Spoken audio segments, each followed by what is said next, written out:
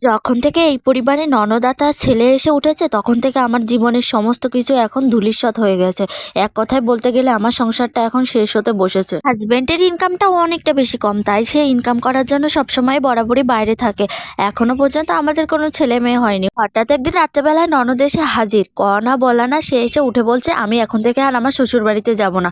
অনেক রাত্রেবেলা এসেছে, হাজবেন্ডও যেহেতু বাড়িতে থাকে না তাই কি করব বুঝতে না পেরে তাদেরকে বলেছি যে ভিতরে চলে এসো। শাশুড়ি মা অনেকটা বেশি অসুস্থ ছিল বলে তাই তাকে আর ডাকিনি, সোজাসুজি তাকে এসে নিয়ে ঘরের ভিতরে ঢোকানোর পরে আমাদের যেহেতু রুমটা ছোট তাই আমাদের ঘরেই ঘুমাতে দিয়েছি।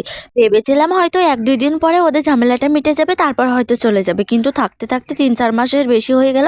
এখনো পর্যন্ত আমাদের ননদ আর ননদের ছেলে যাওয়ার কোনো নাম নেই। ছেলেটার বয়সে প্রায় 7-8 বছর হতে গেল। এত বড় একটা ছেলে নিয়ে ননদ আমাদের বাড়িতে 3-4 মাস হয়ে গেল থাকতে বসেছে। সত্যি কথা বলতে খুবই অভাবের সংসার, তাই কি করব কিছু বুঝতে না পেরে তাদেরকেও কোনো কিছু বলতে পারছে না। এদিকে হাজবেন্ডের ইনকামটাও অনেকটা বেশি কম, সে সামান্য টোটো চালিয়ে আর কত ইনকামই বা করবে, সেখান থেকে আবার আমাদের সংসার চালাবে। তাই তাকে কোনো কিছু বলতে না পারলেও সহ্য করতেও পারছি না। এদিক দিয়ে এতগুলো মানুষের সংসার চালানোটাও অনেকটা বেশি মুশকিল হয়ে যাচ্ছে। সকালবেলা ঘুম থেকে ওঠার পর থেকে রাত পর্যন্ত সমস্ত কাজবাজও আমি করি। সে যদি 2 টুকরো কাজও করে দেয় তাহলেও অনেকটা ভালো লাগে, কিন্তু বসে বসে এভাবে খেতে লাগলে কারই ভালো লাগে। তাকে আমি অনেকবার বলেছি তুমি হয়তো একটু বাড়ির দিকে কথাটা বলে মিটিয়ে নেওয়ার চেষ্টা করো। সে সবসময় একটাই কথা বলে, আমি কখনো শ্বশুরবাড়িতে যাব না, আমি জেদ ধরে বসে রয়েছি তোর রয়েছি। আসলে ননদের অনেকটা বেশি জেদ, সামান্য একটু কারণের জন্য সে এতটা জেদ ধরে বসে রয়েছে যে এক কথায় বলতে গেলে সে আর সংসারই করবে না। কিন্তু এই বয়সে এসে এত বড় একটা ছেলেকে নিয়ে সে যাবেই বা কোথায়?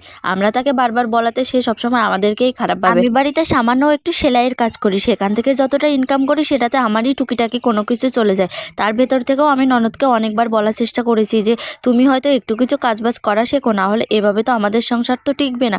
ভালোভাবেও বললে তাকে নাকি অনেকটা বেশি কথা শোনানো হয়ে যায়। কথায় কথায় উল্টে সে আমার সংসারে এসে উড়ে বসেছে, তারপরে সে আমাকে কথা শোনায়। আর সারাদিন সকালবেলা ঘুম থেকে ওঠার পর থেকে 3 বেলা খাওয়ার পর থেকে শুধুমাত্র শাশুড়ি মায়ের ঘরে গিয়ে আমার নামেই উল্টোপাল্টা কথা বলা শুরু করে দেবে। আমার বাড়িতে এসে খায় আবার আমাকেই উল্টোপাল্টা কথা শোনায়। এমন বৌদি হলে তো কেউ সহ্য করবে না, তারপরে আমি সবসময় মুখ বুজে এটা সহ্য করে থাকি।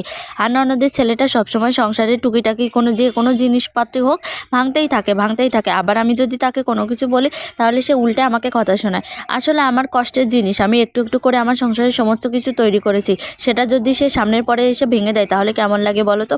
আমি আমার ননদের ছেলেকে বলেছি রুমের ভিতরে এসে কোনো ফুটবল না খেলতে। এর আগেও ননদের ছেলেটা সংসারে অনেক কিছু ভেঙে ফেলেছে, কিন্তু তাকে বললে শুধুমাত্র খালি আমার সাথে ঝামেলা করে। দুপুরবেলা খেয়ে দিয়ে এসে আমি আবার একটু মেশিনে বসেছি, আমার যেহেতু একটু টুকিটাকি মেশিনের কাজ থাকে তাই আমি মেশিনে বসে কাজ করছিলাম। এদিকে ননদের ছেলেটা আবারও বলটা নিয়ে রুমের ভিতরে গিয়ে খেলা করছিল।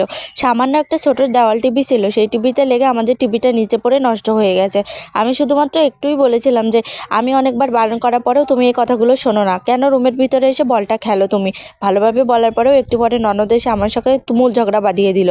আসলে এক কথায় বলতে গেলে আমার এই ননদটা আসার পরে থেকে না আমার সংসারটা পুরো একদম তছনছ করে দিয়েছে। আমার ননদের জ্বালায় আমার আর কোনো কিছুই ভালো লাগে না।